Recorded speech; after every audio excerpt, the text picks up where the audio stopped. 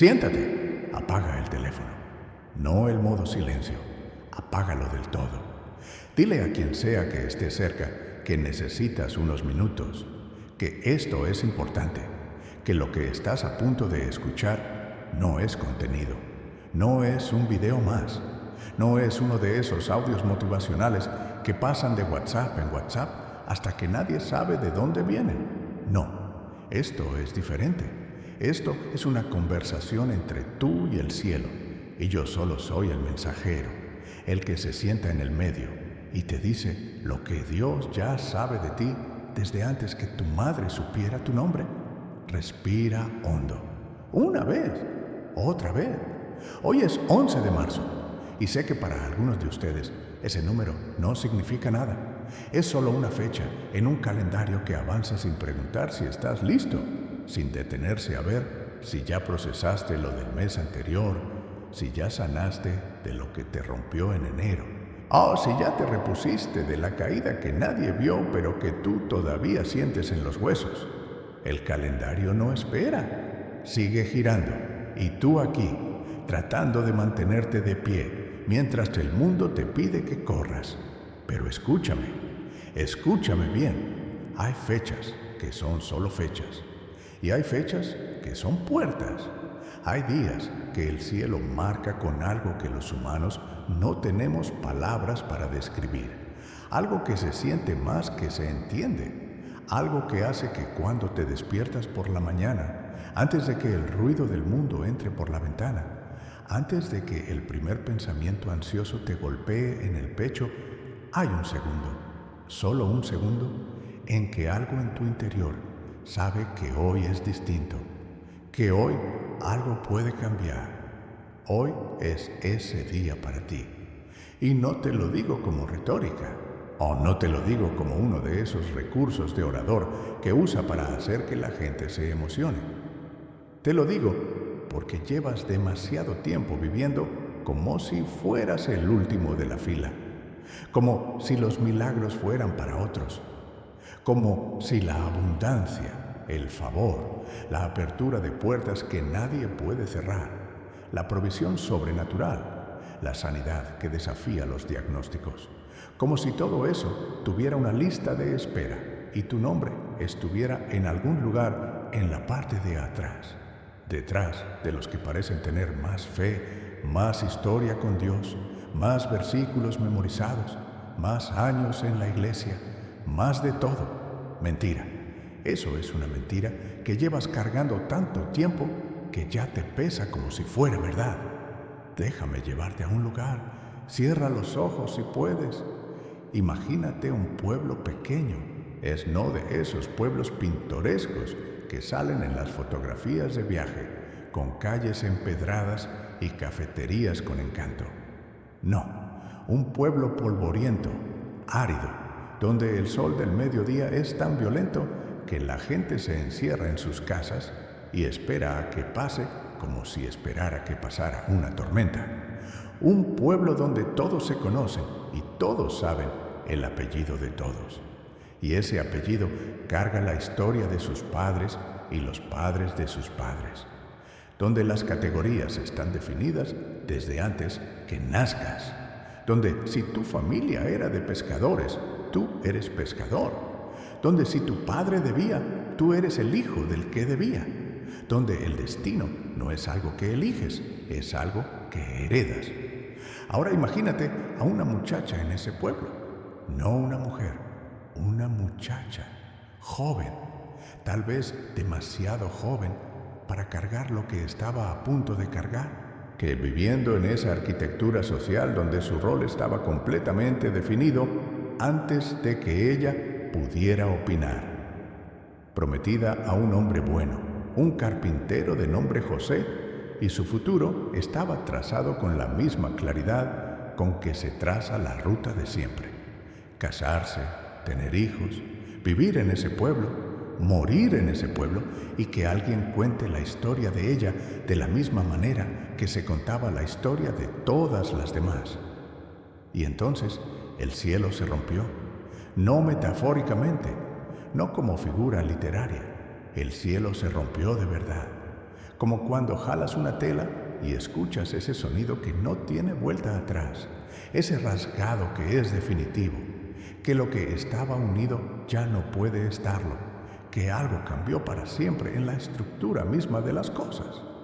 Y en medio de esa ruptura apareció alguien. Hay seres que cuando entran a un espacio, o el espacio los nota, no el ser humano primero, el espacio primero. Como cuando una tormenta eléctrica se acerca y el aire mismo cambia de textura, se vuelve denso, cargado, y tú todavía no ves el relámpago, pero ya sientes que algo viene, algo poderoso, algo que no negocia con lo pequeño, algo que cuando llega, llega completo. Gabriel entró así, y lo primero que tuvo que decir, lo primero antes del mensaje, antes del anuncio, antes de las instrucciones, lo primero que salió de ese ser de luz fue esto: no temas, no temas. Piénsalo, un arcángel, uno de los que están delante del trono, uno de los que, según el libro de Daniel, tiene la apariencia del relámpago y los ojos como antorchas de fuego, uno de los que los profetas cuando lo veían caían como muertos al suelo. Ese ser, esa presencia, su primera preocupación no fue el mensaje, fue ella, fue el estado emocional de ella, fue el miedo que estaba sintiendo ella en ese momento. Y yo me detengo aquí porque eso me dice algo de Dios que no se puede resumir en una frase bonita para una imagen de Instagram. Eso me dice que el Dios del universo, el que sostiene las galaxias en su mano derecha, el que llama a las estrellas por nombre y ninguna falta, el que midió las aguas del océano en el hueco de su palma, ese Dios, cuando se comunica con un ser humano, su primera preocupación es el estado emocional de ese ser humano, como si lo más importante antes del plan fuera la persona que va a vivir el plan. No temas. Y ahora te pregunto algo. ¿Cuántas veces en tu vida has necesitado que alguien te diga eso y nadie lo dijo? ¿Cuántas noches te fuiste a dormir con el miedo en el pecho como si fuera un animal vivo? Algo que respiraba dentro de ti y no te dejaba descansar. ¿Cuántas veces le presentaste una situación a las personas que se supone que te conocen y en lugar de decirte no temas, te dieron más razones para temer? La estadística, el pronóstico, el historial, el precedente, lo que siempre ha pasado, lo que casi nunca cambia, las razones por las que esto que estás esperando probablemente no va a ocurrir. Hay personas que, sin querer hacerlo, sin mala intención, se han convertido en los voceros del miedo en tu vida. Y llevas tanto tiempo escuchándolos que ya no sabes cuáles pensamientos son tuyos y cuáles son el eco de sus palabras. Hoy el cielo te dice lo que Gabriel le dijo a ella: no temas, no porque no haya razones para temer, las hay, no porque la situación no sea difícil, lo es, no porque el camino esté despejado y todo vaya a ser fácil, no lo va a ser siempre, sino porque hay uno que ya vio el final de esta historia y el final no te destruye, el final te define, el final te corona, el final revela lo que siempre fuiste, incluso cuando nadie más podía verlo, incluso cuando tú mismo lo habías olvidado. Pero necesito que me acompañes un poco más atrás. Necesito que caminemos juntos hasta un texto que la mayoría de las personas conoce de memoria, pero que muy pocos han sentido de verdad. Está en el libro de Deuteronomio, capítulo 28. Y hay una frase ahí que llevo años meditando. Una frase que parece simple, pero que cuando la destapas, cuando le quitas la capa de familiaridad y la lees como si fuera la primera vez, como si nunca la hubieras escuchado antes, te parte el alma. Te dice así: Jehová te pondrá por cabeza y no por cola. 4 palabras. 4 palabras que Dios pronunció sobre un pueblo que llevaba 400 años siendo cola. Un pueblo que había sido esclavo. un pueblo cuya identidad colectiva estaba construida sobre la servidumbre, sobre el sí señor, y el como usted diga, y el permítame paso, y el bajar la cabeza cuando el amo pasaba cerca, porque si lo mirabas a los ojos, ya eso era un problema. Un pueblo que no decidía qué comer, ni cuándo dormir, ni cuándo tener hijos, porque todo eso era decisión de otro. Un pueblo que había nacido en la esclavitud y que muchos de sus miembros ya ni siquiera podían imaginar cómo era vivir de otra manera, porque cuando llevas suficiente tiempo siendo esclavo, la libertad empieza a darte miedo porque no sabes qué hacer con ella. Y Dios, en ese contexto, os dice esto: cabeza, no cola, cabeza. Y yo necesito preguntarte algo.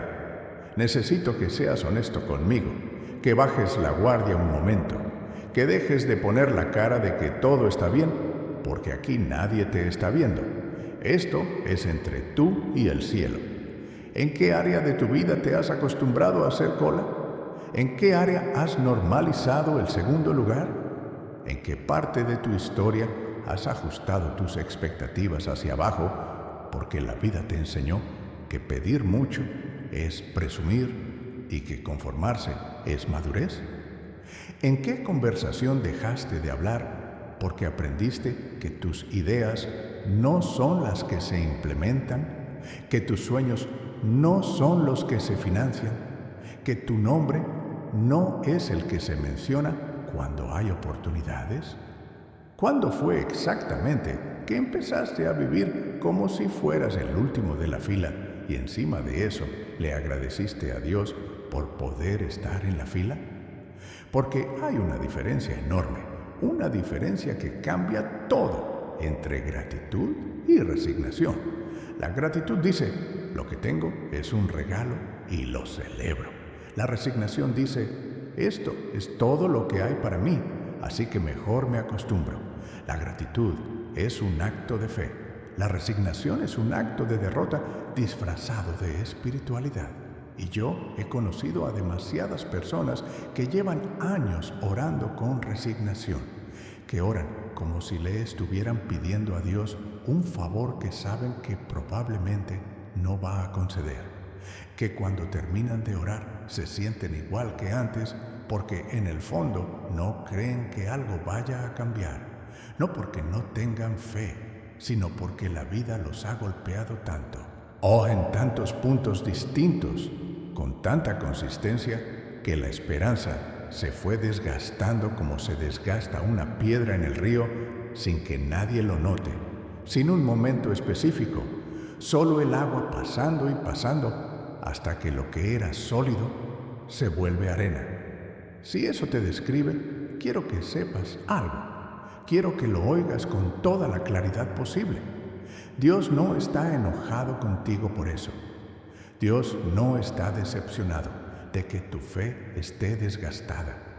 No te mira con impaciencia, como el maestro que mira al estudiante que no estudió y le dice: ya sabía yo que ibas a fallar. No, Dios te mira como el padre que ve a su hijo llegar a casa después de una larga pelea, con la ropa rota y la cara sucia y el espíritu derrotado, y en lugar de regañarlo, lo abraza primero, lo limpia primero, lo alimenta primero y luego, cuando el hijo está en condiciones de escuchar, le dice: vamos a hablar de lo que pasó y de lo que viene después. Eso es lo que está pasando hoy.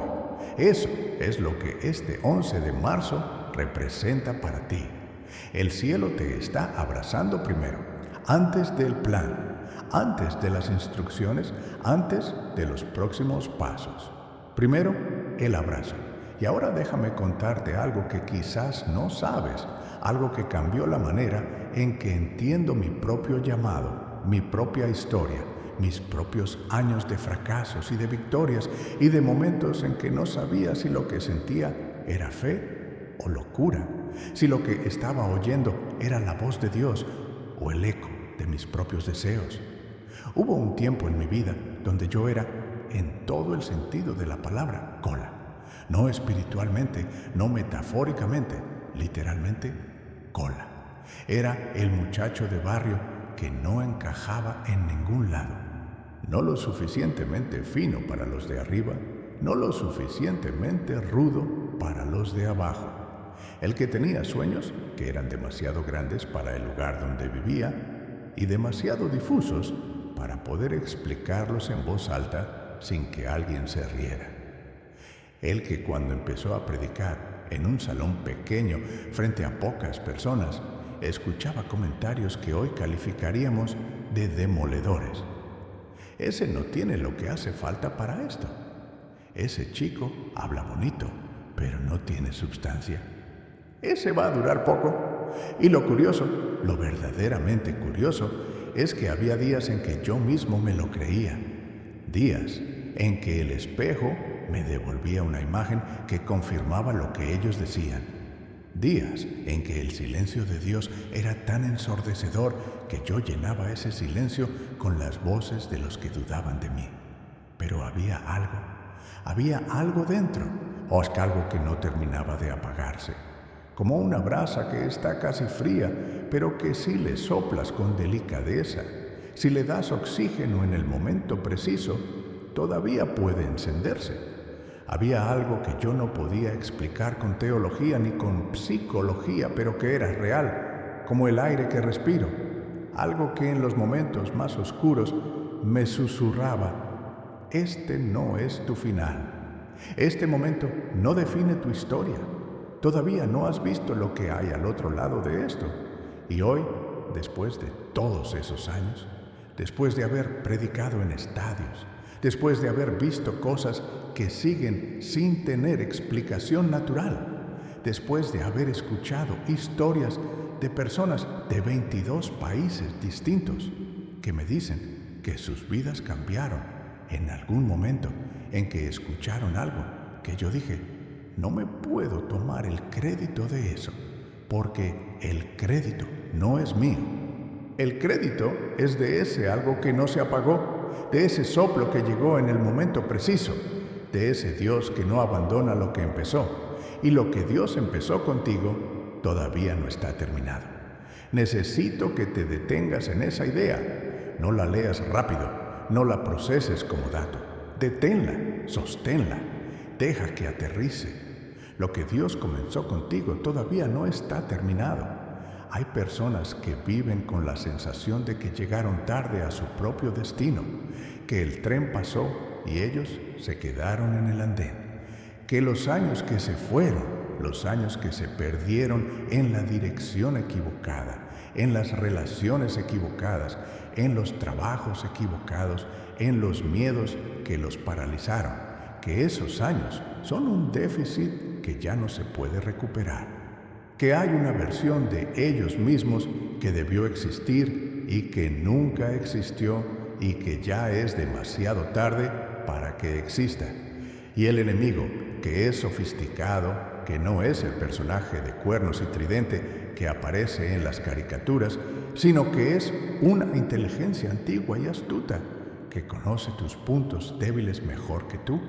Ese enemigo ha tomado tus años perdidos y los ha convertido en argumento. Ha construido un caso en tu contra usando tu propia historia como evidencia. Y el argumento suena más o menos así: mira cuántos años llevas esperando esto.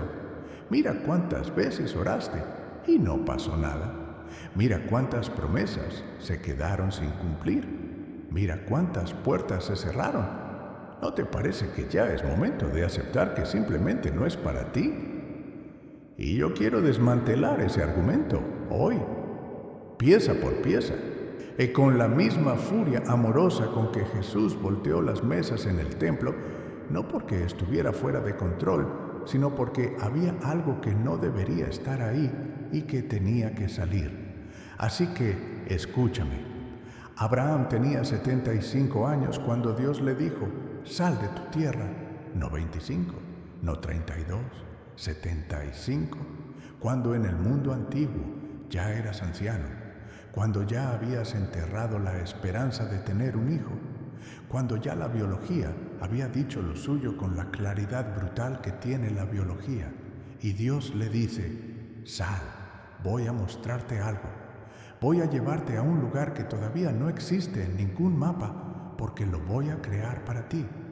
Y Abraham salió sin saber a dónde iba. Eso dice el texto, sin saber a dónde iba.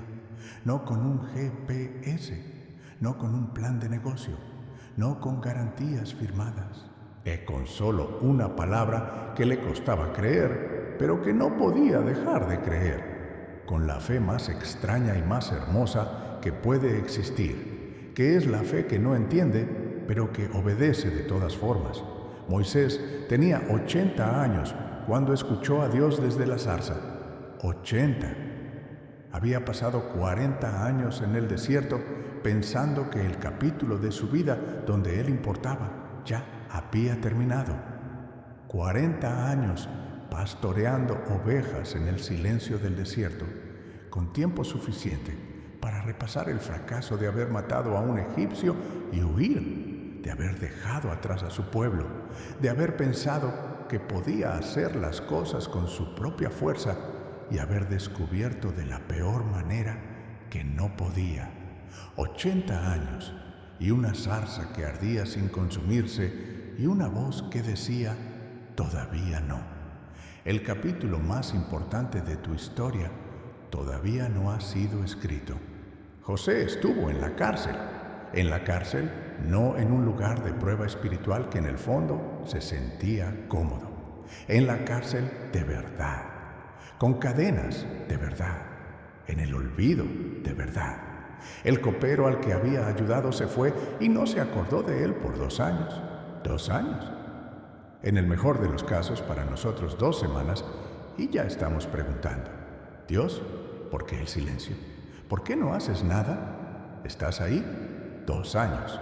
Y el texto dice, de manera casi casual, que Jehová estaba con José. No que Jehová lo había sacado de la cárcel, que Jehová estaba con él ahí dentro, en la oscuridad, en el olvido, en el momento donde nada tenía sentido.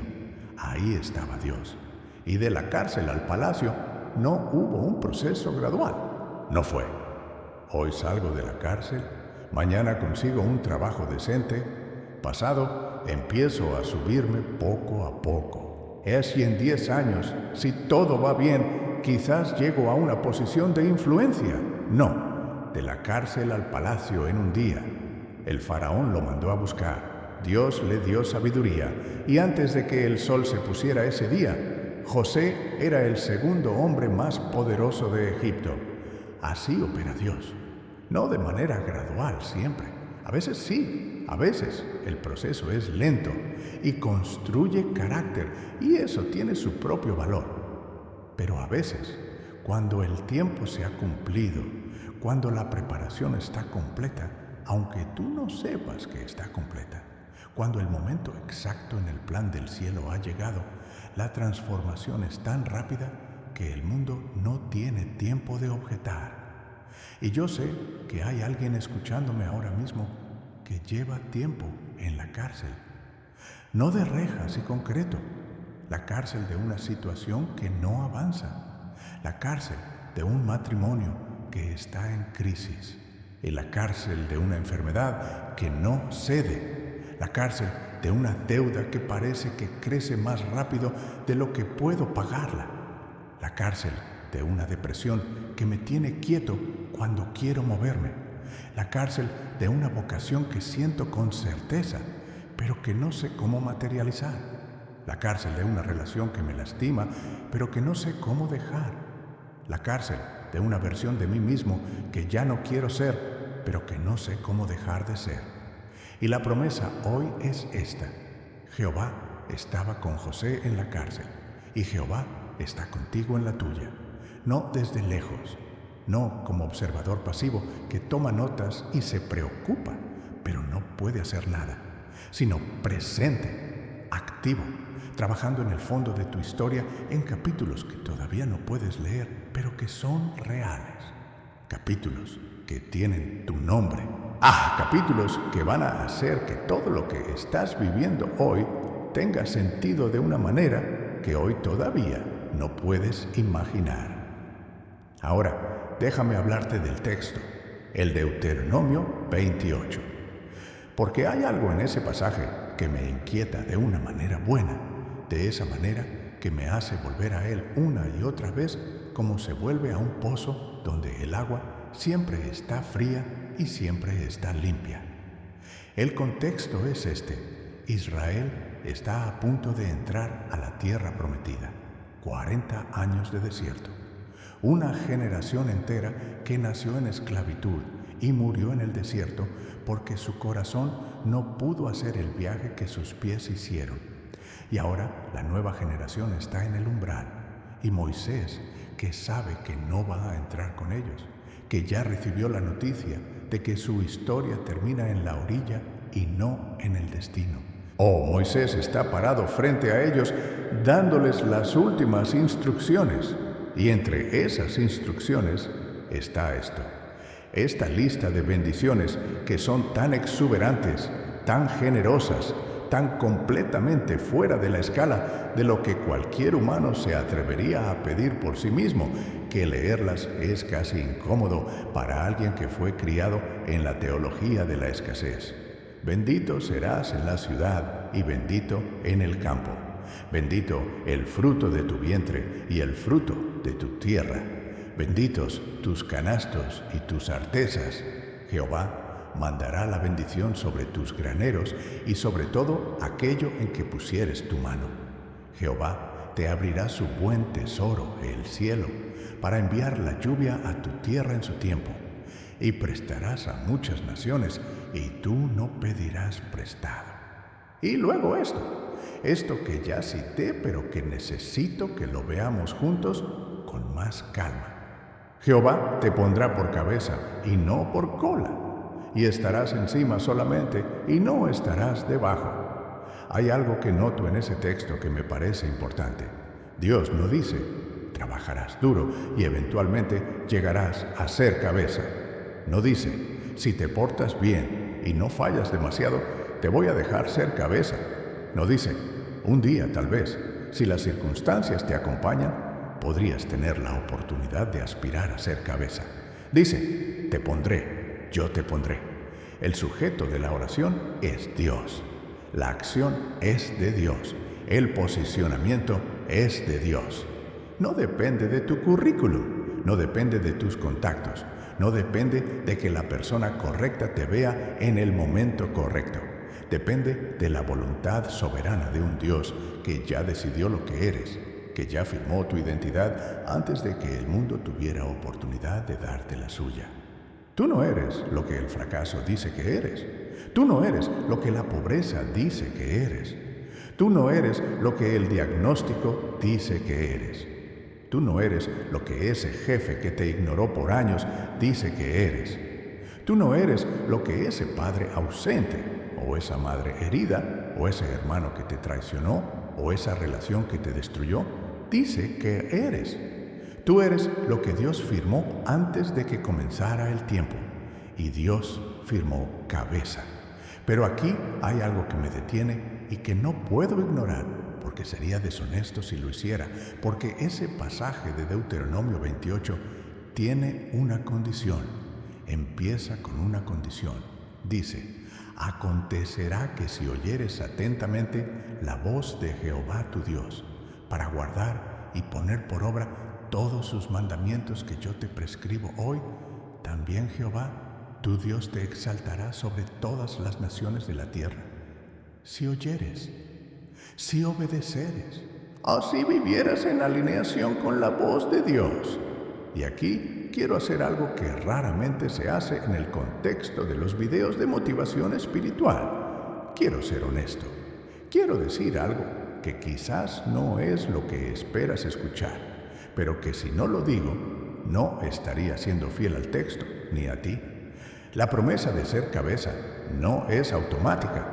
No es que eres cristiano y listo. El universo te debe el primer lugar. No funciona así.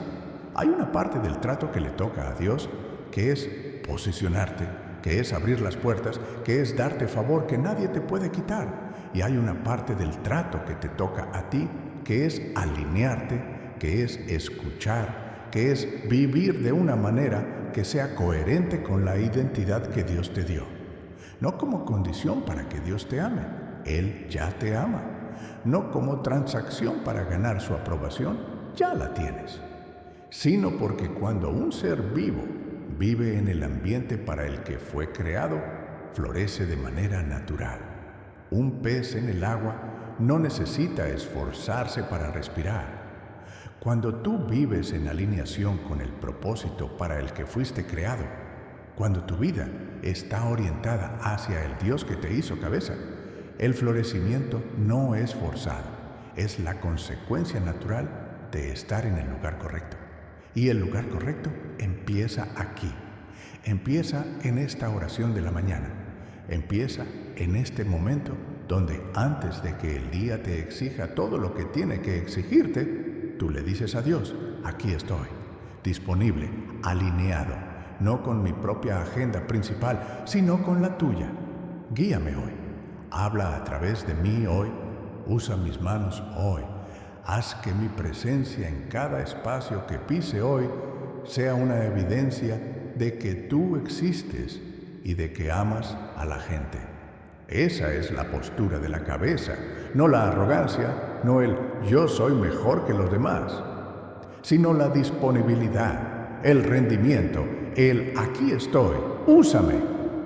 Déjame llevarte ahora a otro lugar, a otro texto, porque necesito que el linaje del que hablamos hoy no sea solo historia bíblica que escuchamos de lejos. Necesito que baje hasta donde tú estás parado. En el libro de los Jueces, capítulo 6, hay un hombre escondido, literalmente escondido. El texto dice que estaba trillando el trigo dentro de un lagar para esconderlo de los madianitas. Un lagar es un pozo para pisar uvas. Trillar trigo en un pozo de vino no es eficiente. Es ridículo desde el punto de vista agrícola, pero a Gedeón no le importaba la eficiencia, le importaba no ser visto, le importaba la supervivencia, le importaba hacer lo que tenía que hacer sin llamar la atención, que sin arriesgarse, sin exponerse. Y en ese estado, agachado, escondido, usando la estrategia de la invisibilidad como mecanismo de defensa, un ángel de Dios se le aparece y le dice algo que es uno de los mayores contrastes del texto bíblico.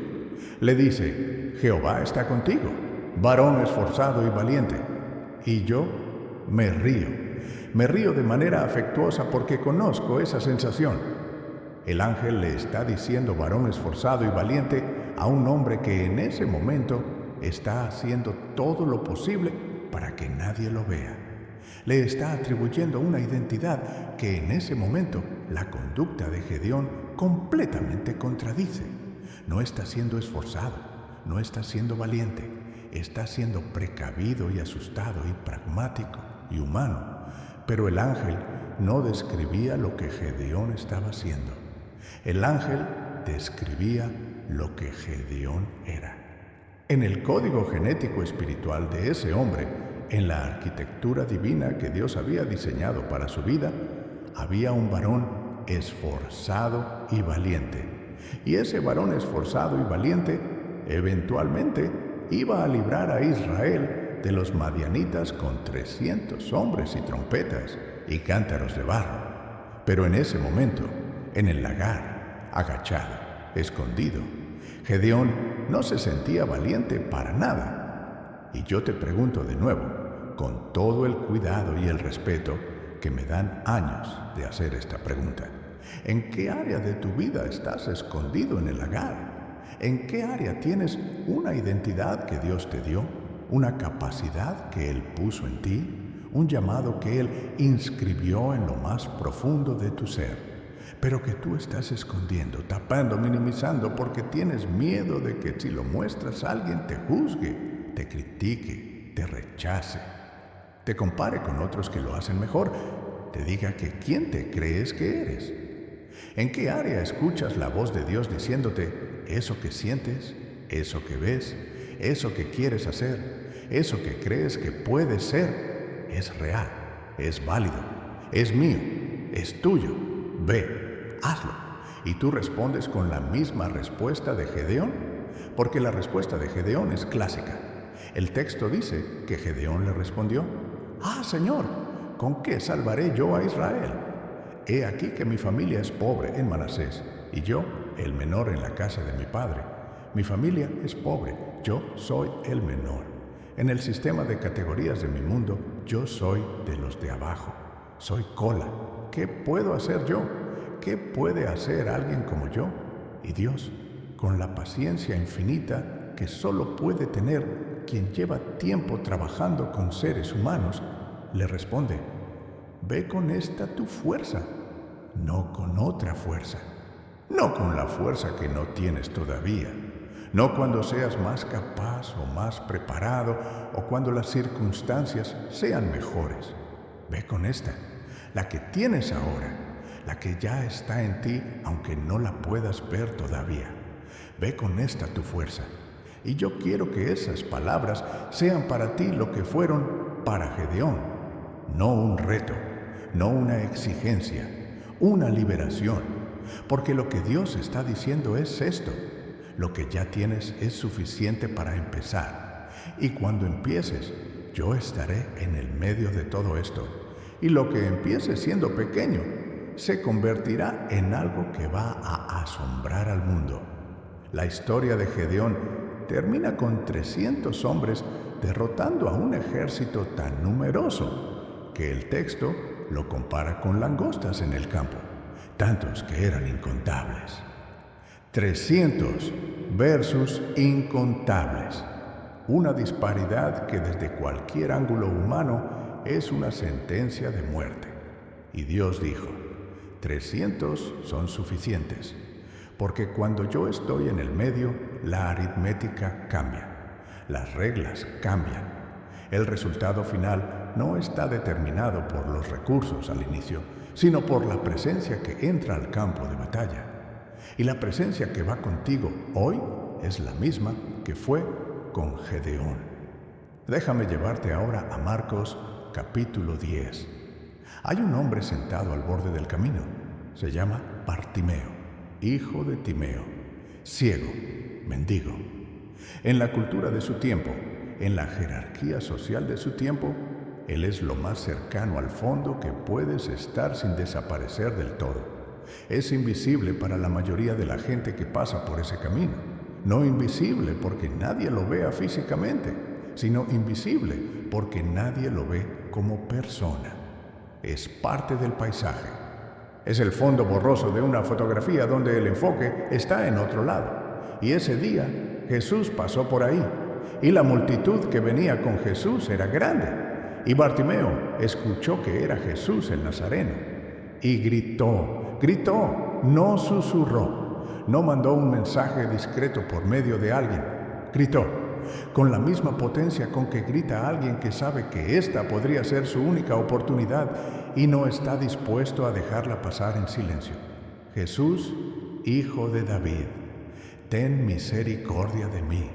Y el texto dice, y esto es importante, que muchos le reprendían para que callase. Muchos, no uno, muchos. La multitud que debería haberle abierto paso le cerró la boca. Los que rodeaban a Jesús le dijeron, cállate, quédate en tu lugar, no hagas escena, no interrumpas. ¿Quién eres tú para gritar así? ¿Quién te crees que eres para llamar la atención de esa manera? Es el mismo mensaje que la cola siempre le manda a quien intenta llegar a la cabeza. Es el mismo mensaje que el sistema manda al que pretende romper el sistema. Cállate, quédate donde estás, acepta tu lugar. Y Bartimeo hizo exactamente lo contrario. Gritó más. El texto dice, pero él clamaba mucho más. Y ahí, en ese momento, Jesús se detuvo. No siguió caminando. No dijo, hay mucha gente que necesita atención. Uno no puede detenerse por cada grito. No dijo, no es el momento. Estamos en medio de una multitud. Vuelve a buscarme luego. Se detuvo. En medio de todo, en medio de todos, el grito de un hombre que se negó a callarse fue suficiente para detener los pasos del Hijo de Dios. Y dijo, Llamadle y le preguntó algo que me parece profundo, teniendo en cuenta que Bartimeo era ciego, que obviamente lo que necesitaba era poder ver. Jesús le preguntó, ¿qué quieres que te haga? Preguntó.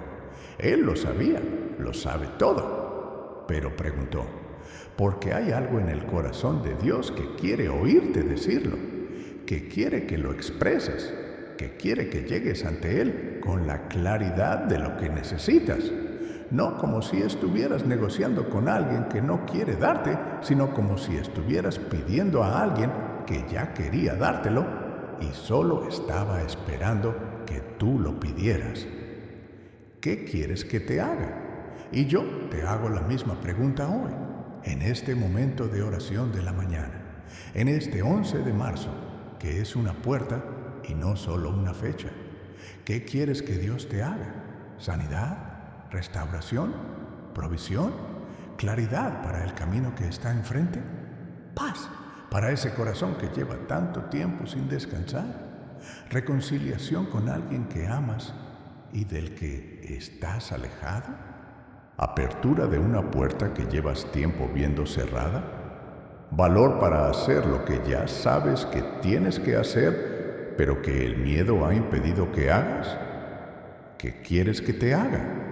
Dilo, en voz alta si puedes, no porque Dios no lo sepa, sino porque tú lo necesitas escuchar de tu propia boca, porque hay algo en la vocalización de la fe que la hace real de una manera que el pensamiento silencioso no siempre logra, porque cuando dices en voz alta lo que esperas de Dios, le estás diciendo también a todas las estructuras de miedo y resignación que viven dentro de ti. Hoy no, hoy creo, hoy espero. Hoy abro la boca aunque no tenga garantías. Hoy soy Bartimeo y me niego a callarme. Y la respuesta de Jesús a Bartimeo fue inmediata. Vete, tu fe te ha salvado. Y al instante recobró la vista y seguía a Jesús en el camino. Al instante, no en el proceso, no en 6 meses, no. Espera un tiempo prudencial y veremos. Al instante, porque cuando la fe encuentra la gracia, el tiempo se colapsa. Cuando tu corazón lleno de necesidad se encuentra con el corazón de Dios lleno de poder, lo que debería tardar años puede ocurrir en un momento. Así que hoy, este 11 de marzo, hay algo que quiero hacer contigo antes de que terminemos. Y esto no es el final del video. Esto es el centro del video.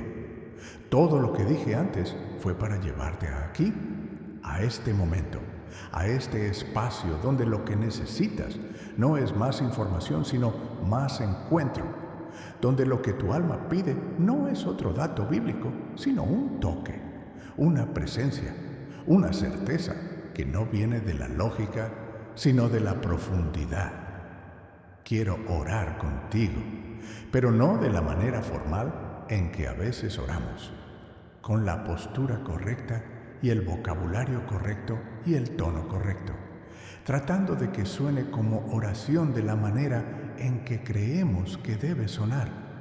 Quiero orar como si fuera un grito desde el borde del camino, como si fuera Abraham saliendo sin saber a dónde iba, como si fuera Gedeón agarrando la espada en el lagar, como si fuera María diciéndole al ángel, hágase en mí conforme a tu palabra, con todo lo que no entiendo todavía, con todo el miedo que todavía no se ha ido del todo, con todas las preguntas que todavía no tienen respuesta, pero también con la decisión de creer que el que prometió es fiel, con la certeza de que si Dios lo dijo, lo cumple, con la audacia de quien sabe que no está orando a un Dios de madera, sino al Dios viviente, al que parte el cielo cuando quiere, al que llama a la existencia cosas que no existen, o al que no tiene límites de tiempo, ni de recursos, ni de creatividad, cuando se trata de cumplir lo que prometió a sus hijos. Cierra los ojos, pon una mano en tu corazón si puedes, y repite esto conmigo, no como fórmula, sino como declaración, como el rugido de alguien que sabe quién es. Padre, hoy me paro frente a ti, no con mis méritos, sino con tu gracia, no con mis logros, sino con tu amor, no con mi historial de victorias, sino con tu misericordia que es nueva cada mañana, que es tan fresca como este día que me diste, que es tan real como el aire que estoy respirando ahora mismo. Gracias por este 11 de marzo, gracias por esta mañana, gracias por el aliento que está en mis pulmones, gracias por los ojos con que leo esto, gracias por el corazón que todavía late, que todavía espera, o que todavía no terminó de creer, aunque estuvo a punto de hacerlo más de una vez. Hoy recibo tu palabra sobre mi vida. Recibo la identidad que me diste desde antes que comenzara el tiempo. Recibo la declaración de Deuteronomio 28 como si fuera dirigida a mí, porque lo es. Fue escrita para alguien como yo, que también necesitaba escuchar que no es cola, sino cabeza, que no está en la parte de atrás, sino en la delantera, que no está debajo, sino encima. Hoy declaro con Bartimeo que no voy a callarme, que voy a gritar mi necesidad con la audacia de alguien que sabe que el que pasa por aquí puede hacer algo con eso, que voy a abrirme ante ti sin disculpas por lo que necesito, sin vergüenza de lo que me falta, sin miedo a que al verme completo te decepciones. Tú me ves completo y me dices, eres mío. Tú me ves en el lagar y me llamas valiente. Tú me ves en la oscuridad y me dices que estás ahí. Tú me ves con la fe desgastada y en lugar de juzgarla, la soplas y la enciendes de nuevo. Hoy sopla, hoy enciende, hoy restaura. Hoy declara sobre mi vida lo que Gabriel declaró sobre María. Lo que va a nacer en ti es de Dios. Lo que está a punto de manifestarse en tu historia no tiene explicación natural. Es sobrenatural. Es divino. Es el linaje del cielo corriendo por las venas de alguien que parecía demasiado ordinario para algo tan extraordinario. Así soy yo, Padre. Ordinario en mis ojos, extraordinario en los tuyos, pequeño en mi historia, grande en tu plan. Y hoy, en este 11 de marzo, pongo mis pies sobre ese fundamento, no sobre mis emociones, que cambian, no sobre mis circunstancias, que cambian, no sobre lo que la gente piensa de mí, que cambia, sino sobre tu palabra, que permanece, sobre tu amor, que es eterno, sobre tu fidelidad, que llega hasta los cielos. Soy cabeza, no por arrogancia, sino por diseño. No porque me lo gané, sino porque tú me lo diste. No porque me lo merezco, sino porque así quisiste que fuera desde antes que el mundo comenzara. Hoy camino en eso. Hoy vivo en eso. Hoy abro la boca y declaro eso sobre cada área de mi vida que todavía está esperando la manifestación. Amén. Quédate un momento más. No te vayas todavía. No corras al resto del día todavía. Hay algo que quiero que te lleves de esta mañana. No un principio, no una lista, una imagen que quiero que tengas en el fondo de tu mente durante todo este día, mientras manejas, mientras trabajas, mientras te relacionas con las personas que vas a encontrar, mientras enfrentas lo que este martes tiene preparado para ti. Pues imagínate el Mar Rojo. Imagínate estar parado en la orilla con el ejército de Faraón detrás, el sonido de los carros de guerra en la distancia, el polvo levantándose en el horizonte, la gente alrededor presa del pánico, algunos ya culpando a Moisés, algunos ya queriendo regresar a la esclavitud porque al menos en la esclavitud sabían qué esperar, al menos en la esclavitud el miedo era conocido y el peligro era predecible. Y el agua enfrente, enorme, profunda, imposible. Y Moisés levanta el cayado y el viento empieza. Un viento que no parece natural porque no lo es. Un viento que viene con propósito, con intención, con una tarea específica. Un viento que empieza a mover lo que no debería poderse mover. Un viento que abre lo que no debería poder abrirse. Y el mar se parte. Y hay tierra seca donde había agua. Y hay un camino donde había imposibilidad. Eso es lo que Dios hace. No modifica la situación ligeramente, no la mejora un poco, la parte. Abre un camino en el medio de lo que era imposible y dice, camina. No porque el camino estuviera ahí antes, sino porque yo lo abrí ahora, para ti. En este momento, en esta circunstancia, en este punto de tu historia donde no ves ninguna salida. El camino que necesitas no existe todavía, pero Dios ya sabe dónde va a estar. Y cuando llegue el momento, cuando el viento sople, cuando el milagro se manifieste, vas a caminar sobre tierra seca donde antes había agua, y vas a maravillarte de la manera en que lo que parecía el fin se convirtió en el inicio del capítulo más importante de tu historia, porque eso es lo que hace la cabeza y no la cola. La cola espera que alguien más abra el camino. La cabeza camina sabiendo que el que va delante abrió el camino antes de que tú llegaras. Y tú no eres cola, nunca lo fuiste. Eso fue una mentira que el miedo te vendió y que por un tiempo compraste porque era la opción más barata. Pero la opción más barata no siempre es la más verdadera. La verdad más cara y más hermosa y más transformadora de este día es esta. Jehová tu Dios te pondrá por cabeza y no por cola, y estarás encima solamente, y no estarás debajo. Hoy, en este 11 de marzo, en esta mañana que es una puerta, en este momento que el cielo marcó con algo que los humanos no tenemos palabras para describir, pero que se siente como fragancia del hogar al que siempre quisiste llegar. Algo que se siente como cuando encuentras después de mucho tiempo algo que habías perdido y que sin él nada tenía su lugar correcto. Eso eres hoy. Cabeza, hijo, heredero, destinado, llamado, amado, con un amor que no tiene fondo y no tiene techo y no tiene límites y no tiene condiciones y no tiene fin. Eso eres. Ahora ve y vívelo como si fuera verdad, porque lo es.